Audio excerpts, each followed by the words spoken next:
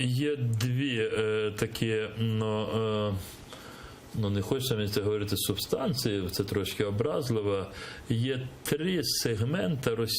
два сегменти російського суспільства, які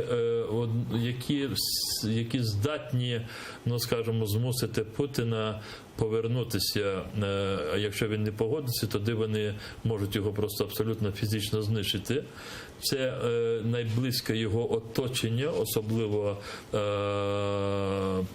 бізнесове оточення, яким вже страшно втрачати десятки і десятки мільярдів доларів, які вони за ці роки, скажімо так, змогли сконцентрувати в своїх руках.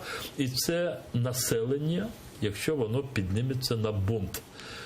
Я зараз кажу дуже, можливо, неправильні речі, але я так думаю, російське населення здатне піднятися на бунт, коли воно вже само потрапить в такі невиносимі умови для існування.